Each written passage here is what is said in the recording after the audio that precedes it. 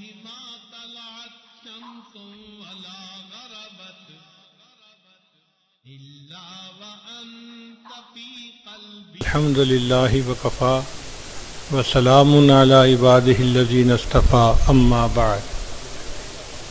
أعوذ بالله من الشيطان الرجيم. بسم الله الرحمن الرحيم. ما كان محمد أبا أحد من رجالكم ولكن رسول الله وخاتم النبيين. وقال رسول الله صلى الله عليه وسلم سيكون في أمتي 30 كذابون كلهم يزعم أنه نبي وأنا خاتم النبيين لا نبي بعدي. سبحان ربك رب العزة عما يصفون وسلام على المرسلين والحمد لله رب العالمين. اللهم صل على سيدنا محمد وعلى آل سیدنا محمد وبارک وسلم.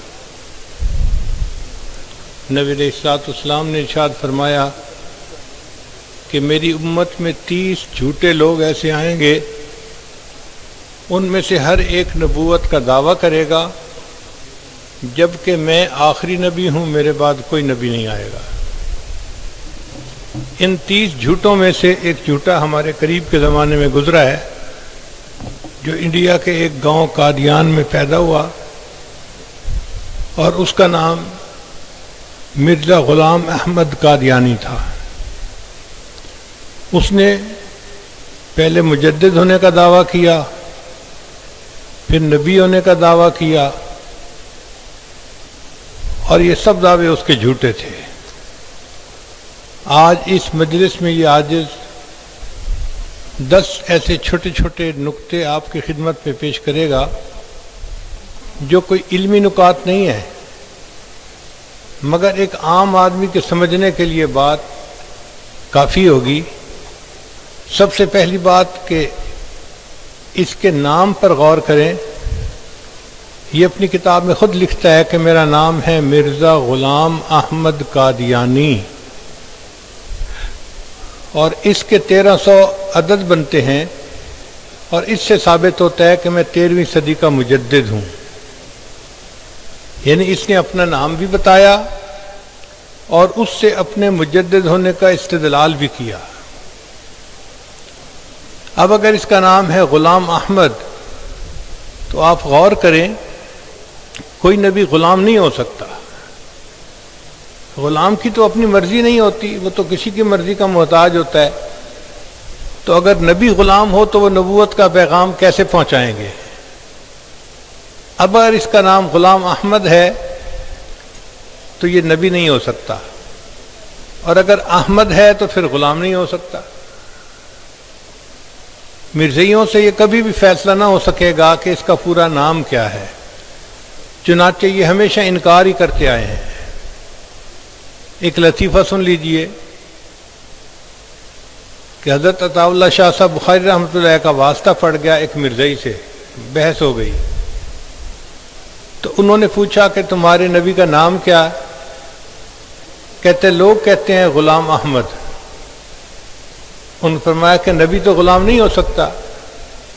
کہنے لگا غلام تو لوگوں نے ساتھ لگا دیا تھا، اصل نام تو احمد تھا. تو حضرت نے اسے کہا کہ اچھا میرا نام لوگ کیا کہتے ہیں؟ اس نے کہا عطا اللہ. فرمایا کہ عطا کا لفظ تو لوگوں نے ساتھ لگا دیا ہے، میرا اصل نام بتاؤ کیا ہے؟ تو مرزائی کہنے لگا پیچھے نام تو اللہ بچتا ہے. فرمان لگے اگر میرا نام اللہ ہے نا، تو میں کہتا ہوں کہ مرزا جھوٹا نبی تھا اور تم سب جہنمی ہو.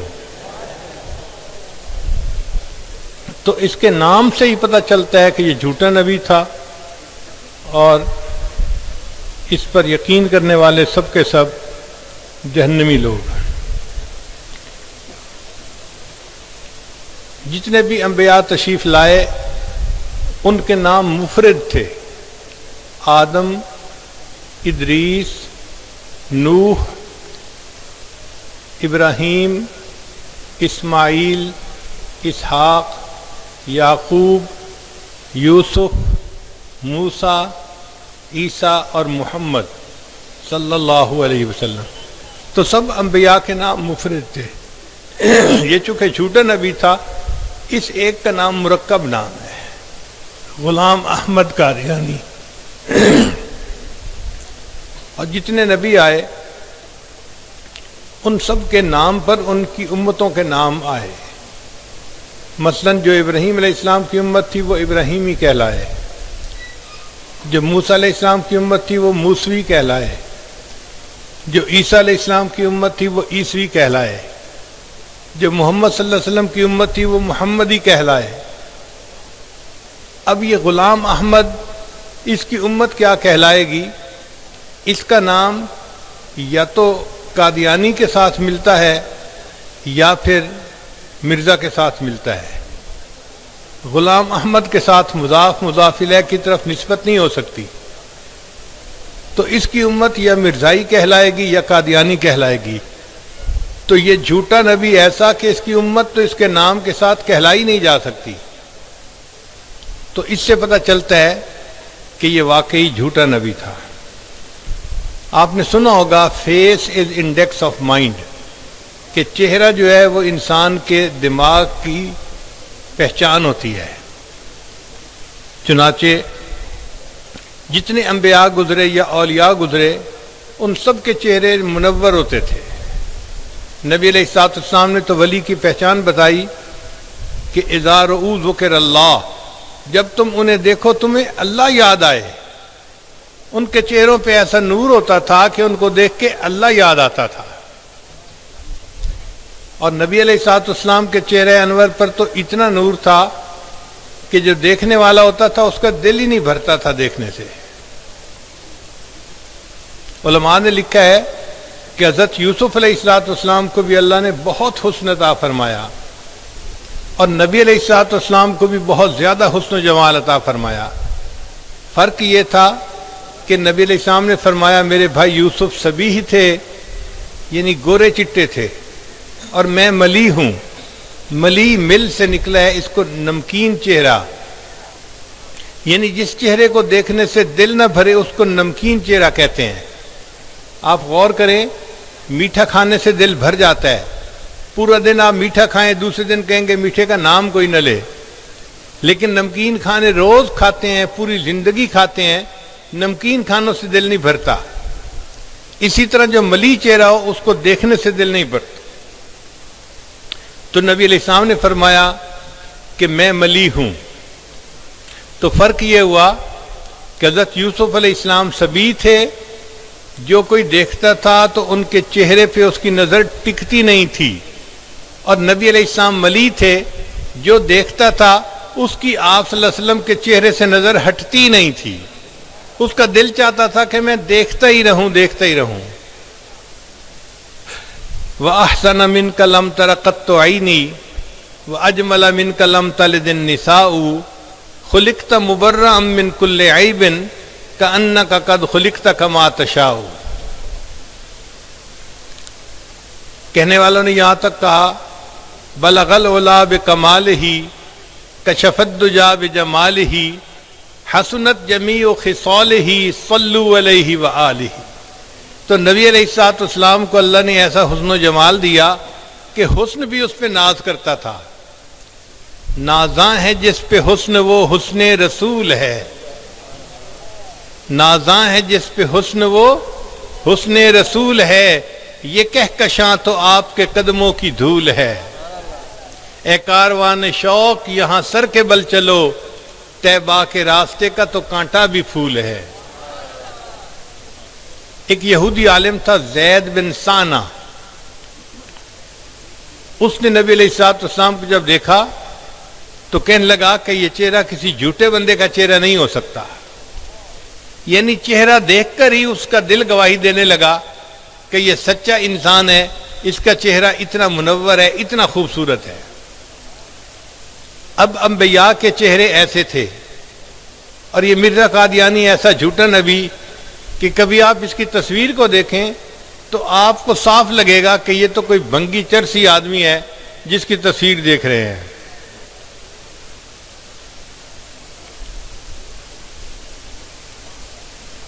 بینسن جانسن دنیا کا ایک بڑا سائیکارٹسٹ گزرا ہے، وہ لکھتا ہے کہ آدمی کو چہرے سے پڑھا جا سکتا ہے۔ ایک یو کے کا سائیکارٹسٹ تھا، ماہر نفسیات، وہ لکھتا ہے کہ چہرہ ذہن کا آئینہ ہوتا ہے۔